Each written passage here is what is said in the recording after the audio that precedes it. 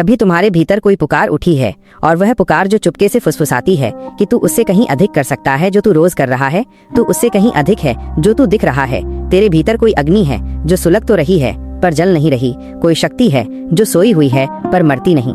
चाणक्य कहते हैं और हर मनुष्य के अंदर एक सिंह सोता है, पर वो रोज की छोटी और छोटी इच्छाओं को चरने में अपनी ऊर्जा खो देता है। वो उस घास को खाता रहता है जो उसके लिए नहीं बनी, उन दृश्यों को देखता है जो उसकी आंखों को कमजोर करते हैं, उन विचारों को पालता है जो उसकी रीढ़ को झुकाते हैं। और एक दिन वो उठना चाहता है पर उठ नहीं पाता। तब वो खुद से ही हारने लगता है। वो सोचता है और शायद मैं वैसा नहीं हूँ, शायद मुझमें वो दम नहीं, शायद ये सब सिर्फ कहानियां हैं।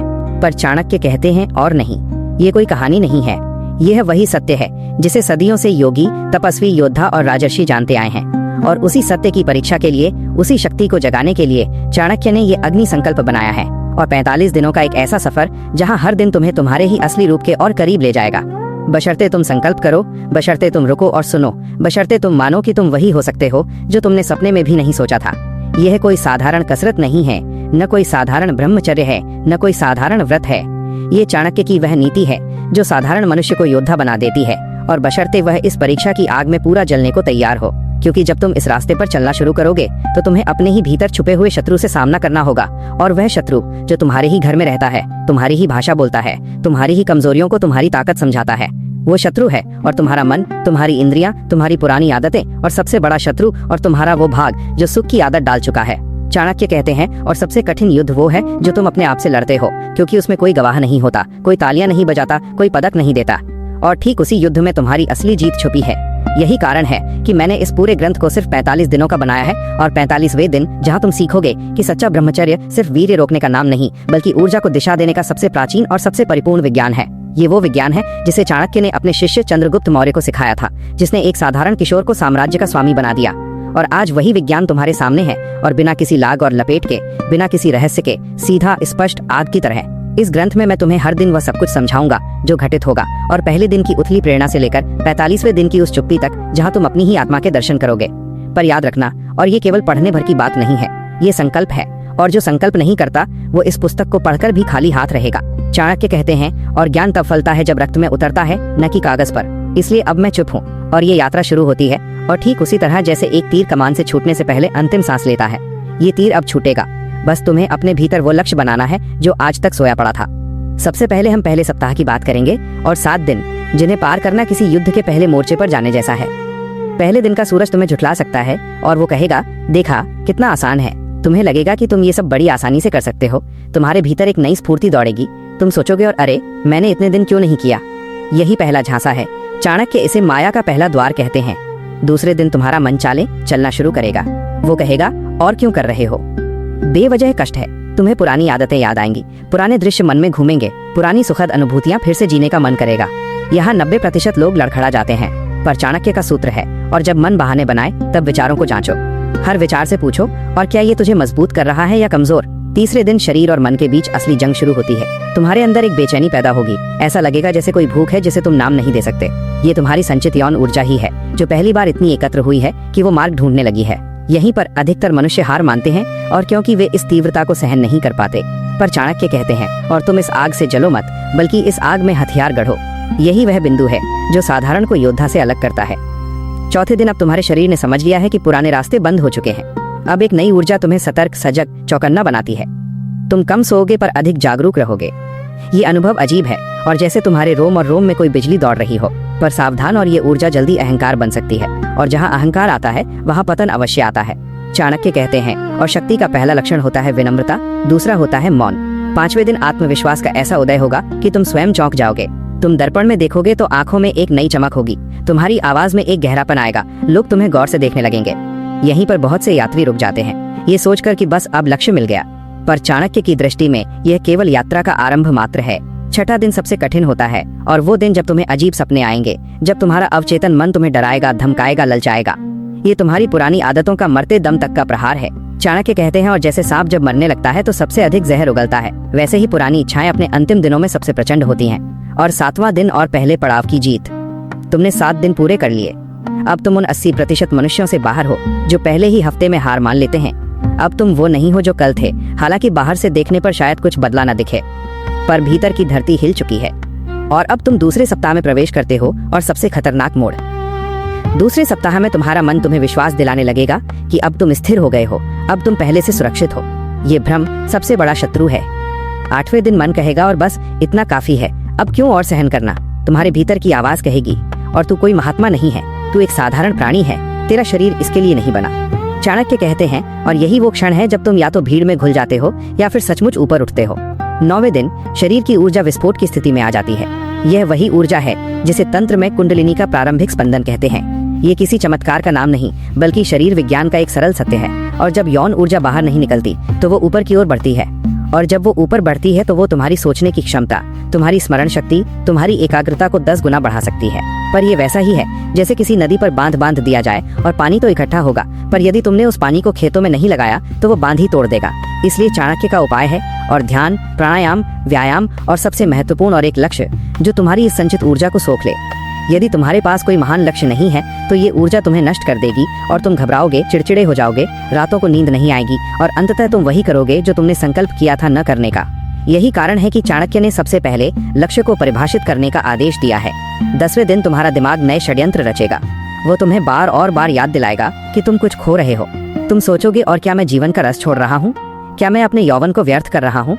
ये दिमाग की वही पुरानी चाल है और तुम्हें कमजोर दिखाने के लिए वो तुम्हारी ही कमजोरियों को तुम्हारी ताकत बताता है। चाणक्य का सूत्र है और जो सुख तुम्हें थोड़ी देर का आनंद देकर बाद में पछतावा देता है वो सुख नहीं जहर है। 11वें दिन तुम पहली अलौकिक अनुभूति करोगे। तुम महसूस करोगे कि तुम्हारी इंद्रियां पहले से अधिक तीव्र हो गई हैं।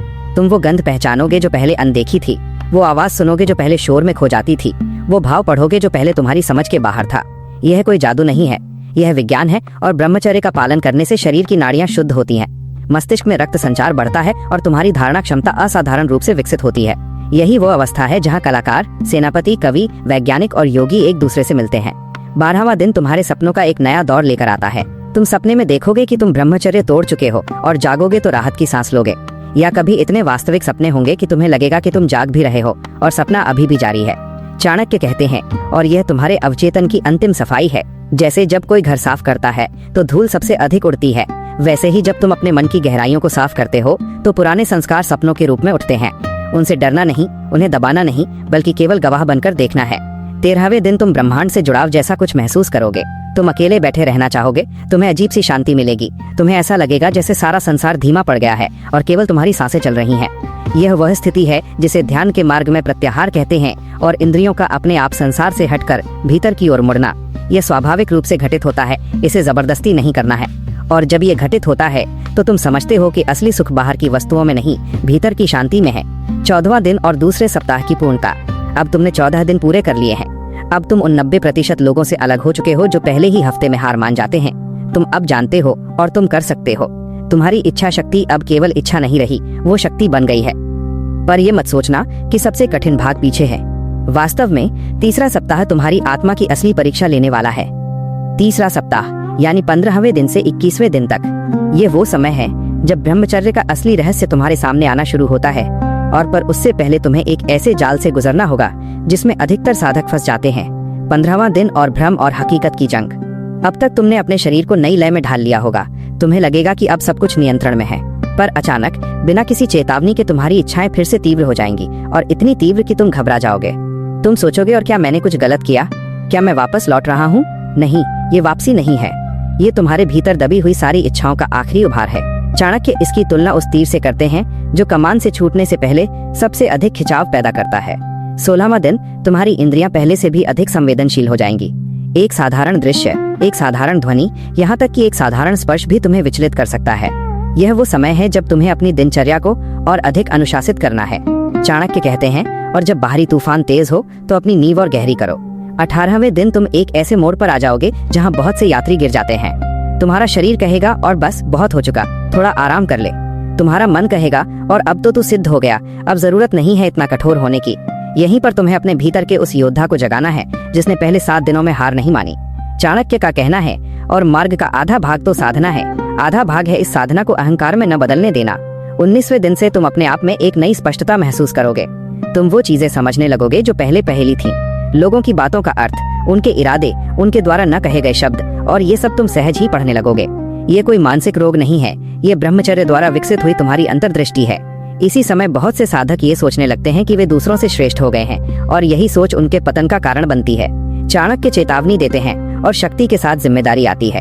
जितनी अधिक शक्ति उतनी अधिक विनम्रता की आवश्यकता। 20वें दिन तुम्हारे सपनों की प्रकृति बदल जाएगी। अब सपने डराने वाले नहीं होंगे बल्कि गहरे रहस्यमय प्रतीकों से भरे होंगे। तुम सपने में किसी प्राचीन मंदिर में हो सकते हो या किसी गुरु को देख सकते हो या कोई ऐसा ज्ञान प्राप्त कर सकते हो जो जागने के बाद भी तुम्हें अजीब से आश्वासन दे। चाणक्य कहते हैं और ये तुम्हारे भीतर के प्राचीन स्मृति भंडार का खुलना है। इससे प्रभावित होना या डरना नहीं है, बस इसे होने देना है। 21वां दिन और अर्ध यात्रा। तुमने 21 दिन पूरे कर लिए हैं। ये कोई छोटी उपलब्धि नहीं है। तुम अब उस पहाड़ी के आधे रास्ते पर हो जहाँ से दोनों तरफ दिखता है, और नीचे वो मैदान जहाँ तुम कभी साधारण लोगों के साथ चलते थे, और ऊपर वो चोटी जहाँ अभी तक बहुत कम पहुँचे हैं। पर चाणक्य का सूत्र याद रखो, और मार्ग का दूसरा भाग पहले से अधिक कठिन होता है, क्योंकि अब तुम अकेले हो। अब तुम्हारा कोई साथी नहीं, कोई प्रोत्साहन नहीं, कोई मार्गदर्शन नहीं, और बस तुम और तुम्हारी इच्छा शक्ति। यहीं से चौथा सप्ताह शुरू होता है और 22वें से 28वें दिन तक। इस सप्ताह में तुम महसूस करोगे कि तुम्हारा शरीर हल्का हो गया है, तुम्हारी सोच तेज हो गई है, तुम कम खाओगे, कम सोओगे और अधिक जीवंत रहोगे।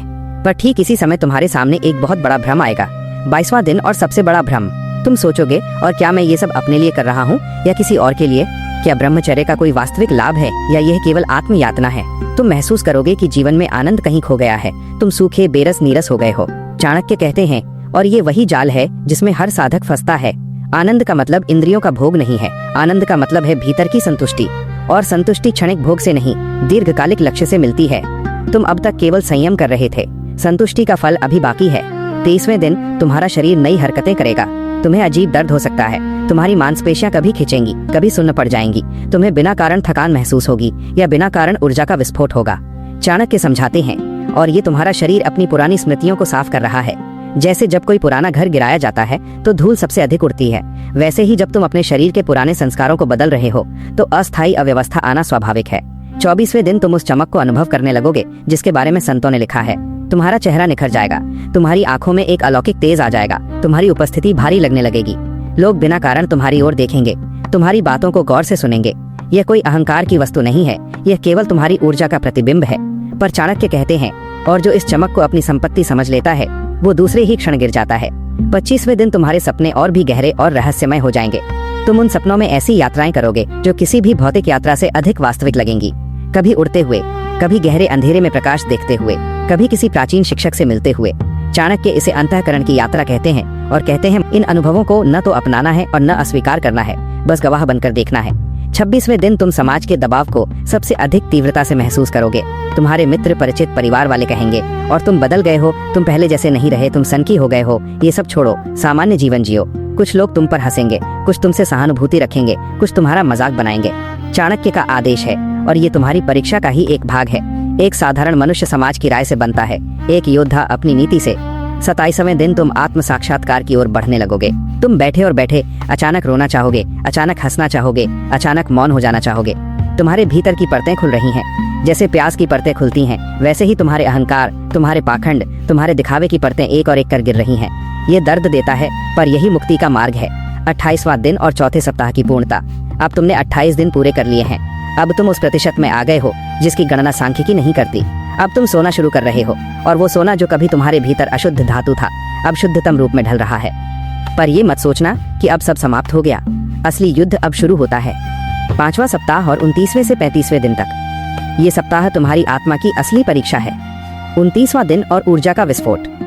अब तुम्हारे भीतर इतनी ऊर्जा एकत्र हो चुकी है कि वो किसी एक रास्ते की तलाश में है। तुम बिना कारण उत्तेजित हो जाओगे, बिना कारण क्रोधित हो जाओगे, बिना कारण उदास हो जाओगे। तुम्हारा शरीर बिजली के तार जैसा हो जाएगा, और अगर तुमने इस ऊर्जा को सही दिशा नहीं दी तो ये तुम्हें जला देगी। चाणक्य का उपाय है, और इस ऊर्जा को ध्यान, लेखन, शारीरिक श्रम या किसी रचनात्मक कार्य में बदल दो। 30वें दिन तुम्हारी चेतना का विस्तार होने लगता है। तुम वो देखने लगते हो जो दूसरे नहीं देखते, और किसी के चेहरे पर झूठ, किसी के शब्दों में छल, किसी के व्यवहार में दिखावा। ये कोई अभिशाप नहीं है, ये एक उपहार है, और बशर्ते तुम इसका उपयोग दूसरों को नीचा दिखाने के लिए न करो, बल्कि स्वयं को संभालने के लिए करो। 31वें दिन तुम्हारे भीतर का डर, और वह डर जो तुम्हें जन्म से लेकर आज तक चिपका हुआ था और पिघलने लगता है। तुम अब किसी से कुछ साबित नहीं करना चाहते, तुम किसी को प्रभावित नहीं करना चाहते, तुम बस हो। यह वह अवस्था है जहाँ से असली आत्मनिर्भरता शुरू होती है। चाणक्य कहते हैं, और जब डर मर जाता है तब मनुष्य देवता के करीब आता है। 32वें दिन तुम समाज के सारे बंधन और प्रतिष्ठा, मान और सम्मान, तारीफ, बदनामी और सबको धूल में मिलता देखते हो। तुम समझते हो कि असली स्वतंत्रता बाहरी परिस्थितियों में नहीं, भीतर की शांति में है। ये वो ज्ञान है जो चाणक्य ने अपने जीवन के अंतिम दिनों में लिखा था और मुक्ति का पहला सोपान है और किसी की राय पर निर्भर न होना। 33वें दिन तुम्हारे भीतर जो शक्तियां बताई गई हैं वे जागने लगती हैं। तुम्हारी आवाज में एक अलग गहरापन आ जाता है। जब तुम कमरे में प्रवेश करते हो तो लोग अनजाने में तुम्हारी ओर देखने लगते हैं। तुम्हारी उपस्थिति से ही लोगों को शांति या असुविधा होने लगती है। ये इस पर निर्भर करता है कि उनके भीतर कितनी सच्चाई है। चाणक्य कहते हैं, और ये शक्ति दो धारी तलवार है और इसका उपयोग ज्ञान के लिए करो, अहंकार के लिए नहीं। 34वें दिन तुम उस बिंदु पर पहुंच जाते हो जहां तुम्हारे सपने पूर्णतया बदल जाते हैं। अब वे सपने न तो डरावने होते हैं, न कामुक, न भ्रमपूर्ण, और बल्कि दिव्य, शांत और ज्ञानवर्धक होते हैं। कभी तुम सपने में मंत्र सुनते हो, कभी किसी तेजोमय व्यक्ति को देखते हो, कभी अपने आप को एक विशाल शून्य में तैरते हुए पाते हो। चाणक्य इस अवस्था को प्रज्ञा का द्वार कहते हैं। 35वां दिन और 5वें सप्ताह की पूर्णता। अब तुम 35 दिन पूरे कर चुके हो। तुम अब वो नहीं रहे जो कल थे। तुम एक अलग प्राणी हो। तुम्हारे भीतर का सिंह जाग चुका है और वो दहाड़ नहीं रहा, बस अपनी आंखें खोलकर बैठा है। और वो दहाड़ेगा 36वें दिन से और अंतिम 10 दिन। ये अंतिम यात्रा है। अब खेल बदल गया है। अब तुम वही देखोगे जो बहुत कम देख पाते हैं। 36वां दिन और ऊर्जा पराकाष्ठा पर। तुम महसूस करोगे कि तुम्हारे मस्तिष्क की हर कोशिका जल रही है, तुम्हारे शरीर का हर परमाणु स्पंदित हो रहा है। ध्यान में तुम्हें ऐसा लगेगा कि तुम उड़ रहे हो। कई साधकों को इस समय अपने रीढ़ की हड्डी में गर्मी का अनुभव होता है, कुछ को ठंडक का, कुछ को सुन्नता का। चाणक्य कहते हैं, और ये कुंडलिनी का जागरण नहीं बल्कि उसकी नींद में करवट बदलने मात्र की अनुभूति है। पर फिर भी ये बहुत दुर्लभ है। 37वें दिन तुम वो सुनने लगोगे जो दूसरे नहीं सुनते। तुम्हारी सुनने की शक्ति इतनी तीव्र हो जाएगी कि तुम दूर की आवाजें, बमुश्किल सुनाई देने वाली ध्वनियां और कभी मौन में भी एक सूक्ष्म नाद सुनोगे। यह अनाहत नाद का प्रारंभिक चरण है। 38वें दिन तुम अपने विचारों पर पूर्ण नियंत्रण प्राप्त कर लेते हो। तुम जिस विचार को भी मन में लाना चाहो ला सकते हो और जिसे हटाना चाहो हटा सकते हो। यह वही क्षमता है जिसे ध्यान के मार्ग में विचार निरोध कहते हैं। इस अवस्था में तुम अपने जीवन के किसी भी क्षेत्र में एकाग्रता के चमत्कार कर सकते हो। 39वें दिन तुम्हारे दिमाग की गति इतनी तेज हो जाती है कि तुम किताबों के पन्ने पलटने भर में पूरे पृष्ठ पढ़ सकते हो, सूत्रों को एक बार सुनते ही याद कर सकते हो और जटिल समस्याओं के हल सहज ही तुम्हारे मन में प्रकट होने लगते हैं। चाणक्य कहते हैं, और यह ब्रह्मचर्य का वो चमत्कार है जिसके बारे में प्राचीन ग्रंथ बताते हैं।